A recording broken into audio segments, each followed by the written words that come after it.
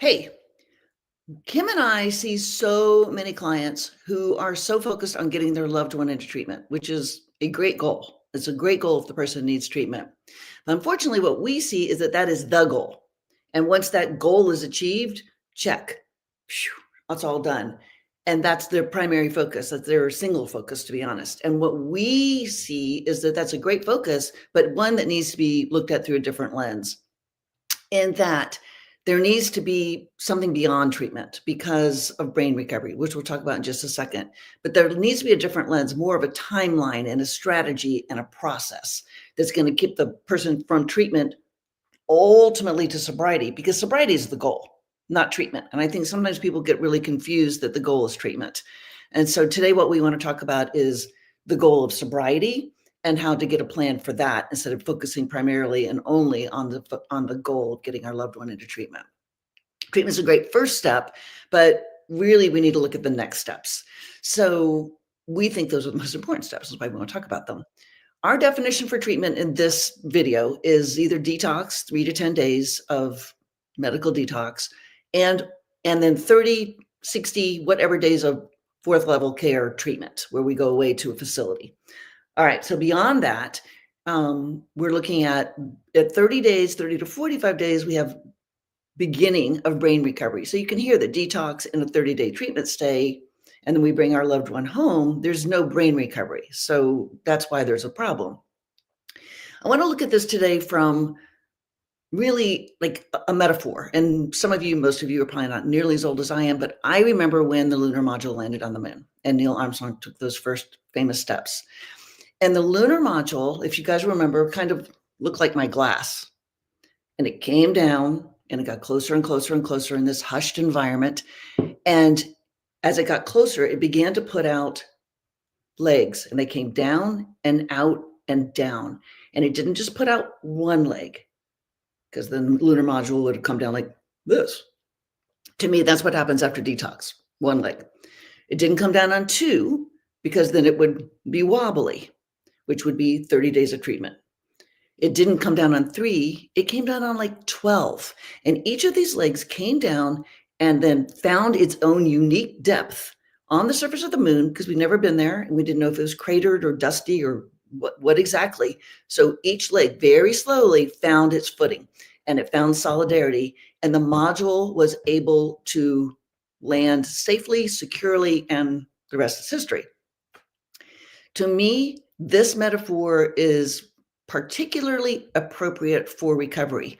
And we need to build as many of these legs, or what Kim and I would call scaffolding aspects, to ensure that our loved ones not only get the treatment that they need, but they also have the environment, the procedures in place, the things in place that will keep them firmly landed on the land of sobriety.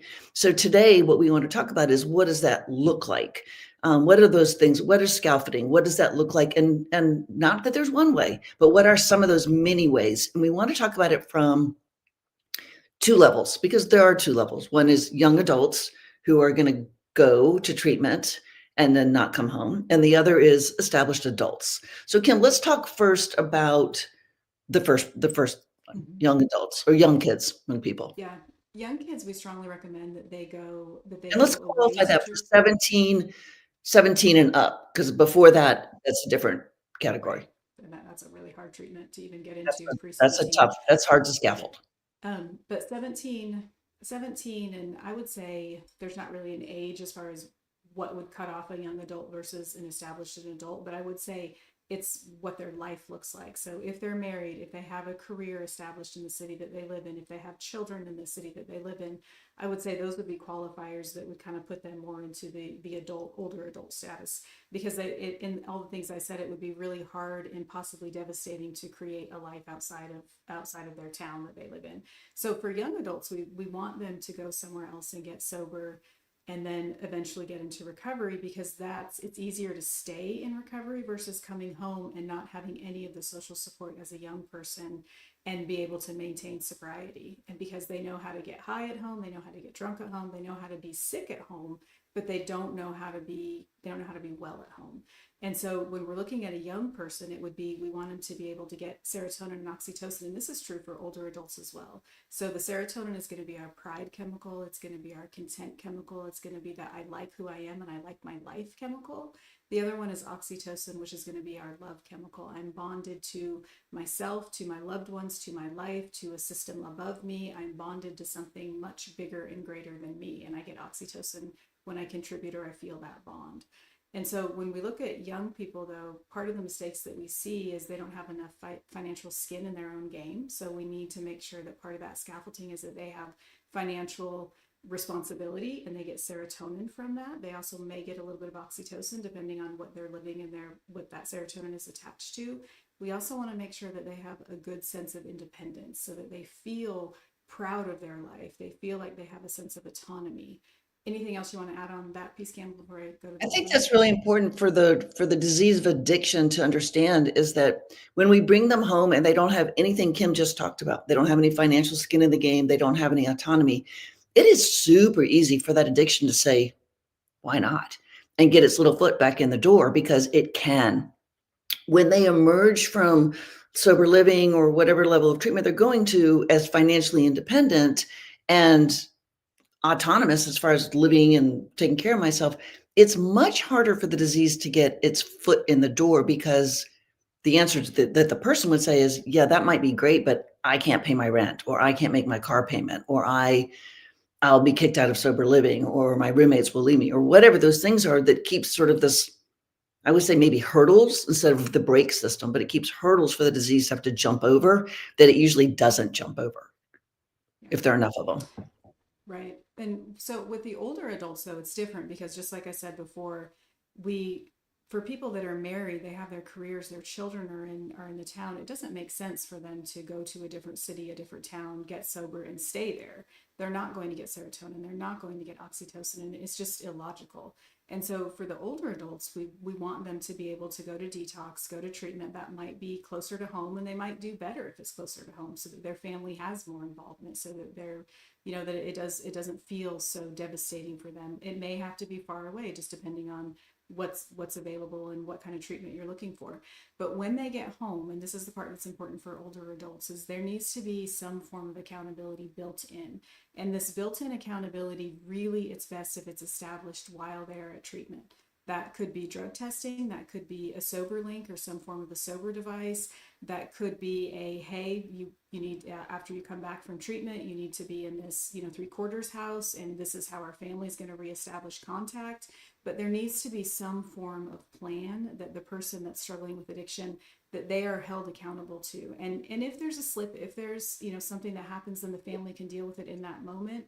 But one of the biggest mistakes that I see, and I'm assuming you see it too, Campbell, is the let's look the other way because it's just once, or it just happened, or I don't want to accuse them of doing something, so I'm afraid to do a drug test, or I'm afraid to put a sober link on the table since we didn't have it established. So I think it's important to really get this plan, a good plan, before they come home. And if you miss it or you didn't think of something and later on you're like, oh man, I should have done that, it's not too late. Just push it in. Be able to really kind of allow yourself to make changes as necessary. I fully agree with that, but I think what you've said is super important, which is get it in place. And I think this is where people get stuck. Well, I got them to treatment. Now I'm afraid to rock the boat. And we say rock the boat early, as in, if it's a 30-day program, tell them after the week 1, work with their counselor, whoever you can get to, and just say, hey, coming home is not an option, or this is what I'm envisioning your return home returning back to our home would look like, or even back to our city. And go ahead and get that plan out of your mouth into their ears, so that the treatment center and the counselor have plenty of time to sell that and put it in place. What happens so often, so sadly often, is that everyone agrees to all this, but we don't put it in place. And then the person comes home and they're first like, oh, I just want a couple of days. I want to sleep in my own bed and I just want to have some really good food. That makes wonderful sense. But this is not a college kid coming home for the first time for Christmas break. Because what the disease will say is, Well, we've been home for 3 days and we haven't even thought about using. So, do we really need to go to an AA meeting? Do I really need to set up the sober link? Like, I feel like I've got this and I just want to get back to normal. I just want to get back to my regular life. I don't want to have to live within the confines of recovery or sobriety. That's the mistake. That sober link should be activated and being used prior to leaving treatment. They should already have had an appointment with the counselor set up and hopefully a Zoom session already under their belt, have gone on to some Zoom AA meetings or NA meetings or Celebrate Recovery or whatever they're going to participate in. Get these things in place so that when they come home, it's a much more seamless.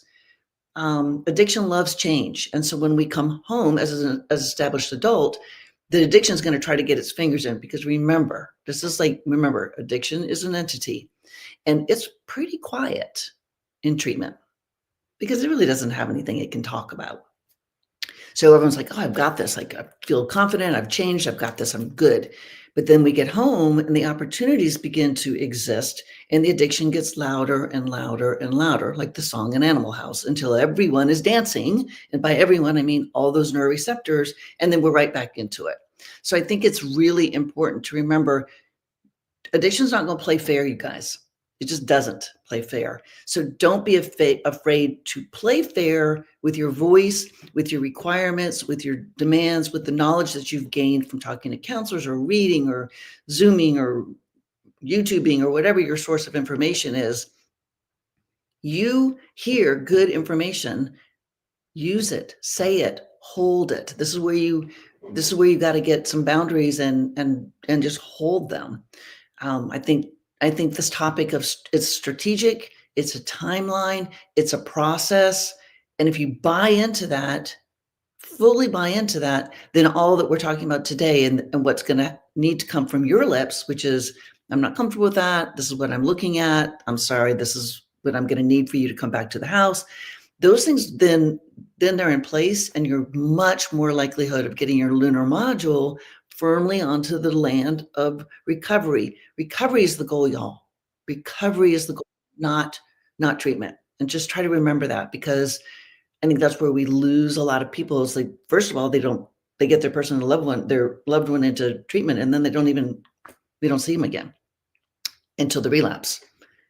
And then they're like, well, Right. The other thing I want to add on to that is, even if, let's say that they never use and you're administering these drug tests and they're clean, with bouncing off of what Campbell said, with addiction being an entity, when that entity knows that there isn't an accountability process in place, it's quieter, because it doesn't say, oh, I could just stop off at QT and, do a little something. They're not going to know, or I'll be sober enough by the time my loved one gets home. When we have these accountability processes in place, it really helps the addiction be quieter. It also helps the person that's struggling with newly being sober at home. It helps them just ease into, this is what sobriety looks like, because it takes the option off the table quicker than if that accountability process is not set in place. So even though it may sound rigid, it may sound like you're being the parole officer, it really is a very kind thing that you can do for the person that you love and for yourself. Right. All right. So let's answer some questions now. What does qualifier mean? Kim? Qualifier is anything that is going to put you in the category that we're talking about. So a qualifier for someone that's going to have insulin treatment would be diabetes. A qualifier for someone that might be on a stimulant would be a diagnosis of ADHD. So a qualifier is going to be anything that puts you in the category of the topic that's being discussed. So with addiction, a qualifier could be using in spite of bad things happening. It could be it could be multiple DUIs, which would go into the first qualifier that I said. It could be I'm obsessed with either obtaining my drug, keeping my drug available, or recovering from using my drug. All of those would be examples of qualifiers for addiction. Yeah. All right. When my husband got sober 2 years ago, we could not find a hospital that did detox. Is that a thing of the past? No, it's not a thing of the past. It's a thing of the past in that only it's harder to get into, because insurance only covers it if there's benzodiazepines involved, which could be alcohol or Klonopin or Xanax, anything in that family. And so it's harder to get your person in because you more often have to pay out of pocket. But there's lots and lots of detox centers, lots. Hi, if 30-day inpatient treatment just isn't an option, what would the closest best replacement be? My husband is fearful he'll get into trouble at work if he has to miss a month.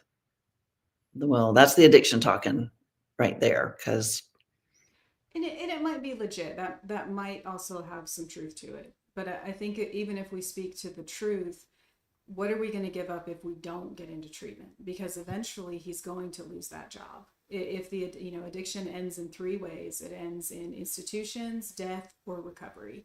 And so it may take a while until that job is jeopardized, but ultimately when we're looking at either treatment, if that is the option that's the level of care that's needed, if we put a job before that, we're really just kicking the can down the road, because it's only a matter of time until the addiction is probably going to come after that job. But that being said, since this is the situation, doesn't want to go, doesn't want to lose his job, let's meet them where they are on that, which would be you could do an IOP in the evenings, which would you could still keep his job. He could go to AA or NA meetings, depending on what would be applicable. He could get a sponsor. He could get an addiction counselor. He could go to Celebrate Recovery, any of those things. And if he does that determinedly, he could agree to drug testing. He could agree to a sober link, whatever. Again, I don't know the situation. But if you put enough of that scaffolding in, it could be successful. But it also could be successful in a different way, which would be all that would fail. And he would realize, I'm going to lose my job anyway, kind of what Kim just said, and I'm going to have to go ahead and agree to go, and then come back and use all these scaffolding things as aftercare.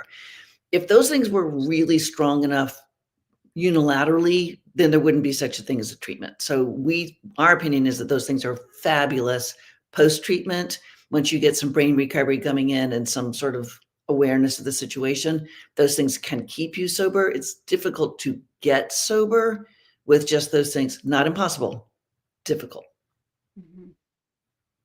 But they can't, to kind of piggyback on what Campbell said, they can work as wonderful ways for the person to realize how sick they are and to meet them where they might be, if this is a bargaining tool, to kind of help move them through this bargaining stage faster. And I can remember when we ran an IOP, which is an intensive outpatient program back in the day, Kim and Amber and I did. And it was in the evening, and we met with spouses, partners, and parents who were like, we just want them in IOP. And we could say, this is not the right level of care. This is not going to stop the disease. This is not, and ours was super expensive. We'd say, you're wasting your money. And they'd say, I want him to do IOP. So a lot of times the family also needs to benefit from the fact that this level of care is not sufficient, whether it's for an adult or a younger person. So don't be afraid to try a lower level of care if that's what your heart is like, oh God, I can't do without him for 30 days because I need help with the children, or he's saying, I don't want to get fired. Then you could try the lower level of care. I just don't want you to naively believe wholeheartedly, whew, that's done. Like I did. Like I'm that fool. So like, I get it, guys. But I want you to just, if you need to try it, but just be aware that this may not be the final resting place. My 30-year-old son has been sober for 7 weeks. He lives with his dad. When would be reasonable for him to get a job? NOW. Mm-hmm. Now, As soon as before so you can't just walk into a room and say you have to get a job. Two things. You have to create a need for the job. So you either need to be contributing financially to live here, you're responsible for your gas, your car insurance, whatever. You have to create a need. And then you have to deliver this news with a fair and feasible plan, which is like it's December 18th. So you could say by January 15th, we expect you to take over these financial responsibilities. So that gives them a month to find a job and have a paycheck in hand. So you can't just walk in and say, oh, BTW, starting tomorrow, you have to pay rent. So think that through. But absolutely now, I would have said, if you were coming into my home in the next 30 days, we'll expect $1,000 a month for you to live in our home. So now. My alcoholic wife was sober for 5 weeks, had a 2-week relapse, and is now 10 days sober. She's an introvert and won't ask for outside help, AA or a sponsor. She says she doesn't have cravings now. What support options are available? Oh, yeah, she's extremely stubborn too. For you, there's a guest room at Kim's house that you might want to come with. I don't know, Kim, what do you think on that one?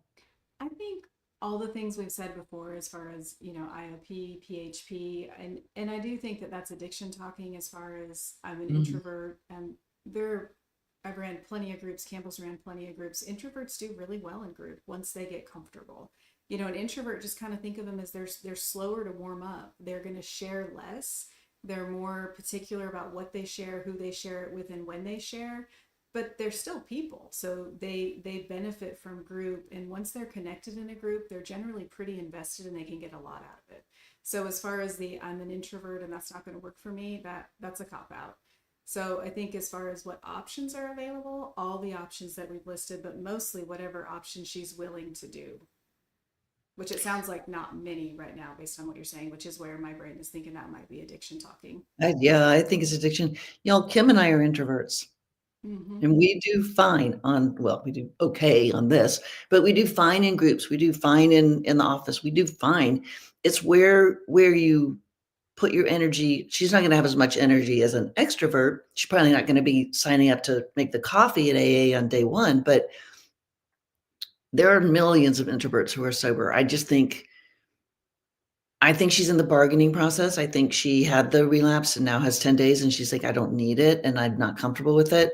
My guess is you're probably looking at another potential relapse. And maybe at that point, you'll be able to say, hey, for you to live here, I need you to be doing these things and go into those boundaries that you can set up. If not, then you probably should sign up for the Beyond Boundaries course so that you can figure out how to be comfortable with not holding boundaries while you lived with someone struggling with addiction. Or holding whatever boundaries you can hold, because sometimes Yeah, the boundaries can true. be an internal boundary. Right. Good point.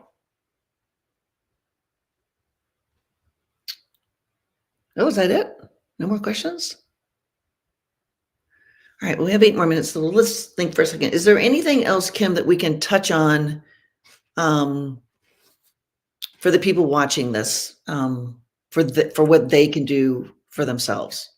I think Oh, here's looking some. at kind of piggybacking off of the last question that we got, I want you guys. A very common thing is to see the families work really, really, really hard to offer support or to find the next solution, and that is great in so many ways. And I want all of you guys to be prepared and ready and have lots of options in your back pocket, so when the time comes, you know what card to play.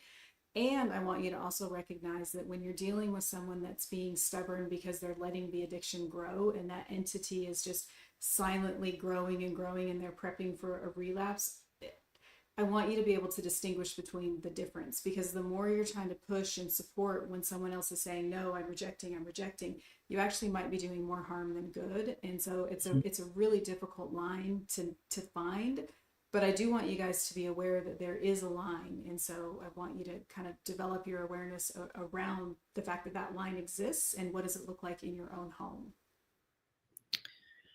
Yeah, I agree.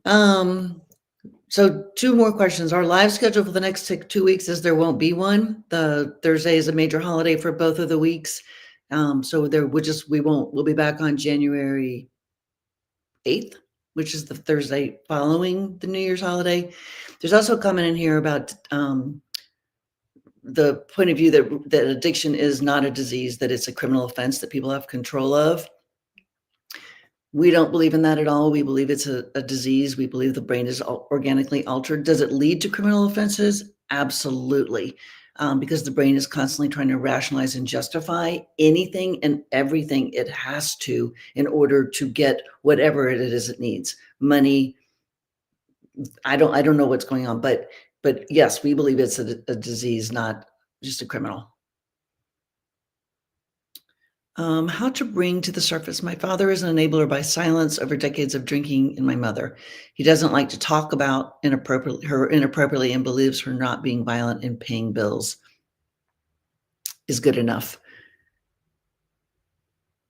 It's really difficult, you guys, to talk a spouse or anyone who doesn't want to believe that there's a problem into there being a problem.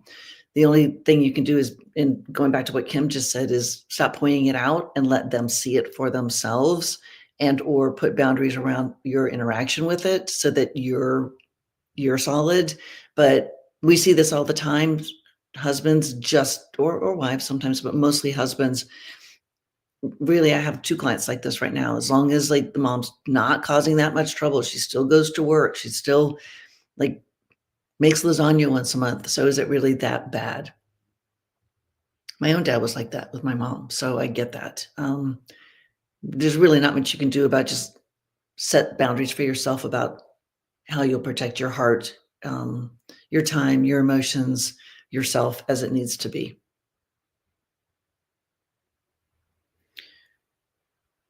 She doesn't want her mom to hurt herself or lose memory, and they did nothing. I think you can try to have heart-to-heart conversations with her when she's sober and just express that. But until something major shifts, as in either she says, "I need help," and your father hears her, or something that you don't want to happen happens and your father says, "Oh, wow, I totally missed this. Like, we do have a problem." It's I just don't want you to damage your relationship with your dad by harping on this or focusing on this or beating it into the ground, because it will damage your relationship with him ultimately if he doesn't want to, can't hear it. It just could be a question of, not that he's stubborn, but he's maybe incapable of hearing it because it's too frightening, it's too scary, it causes too much anxiety.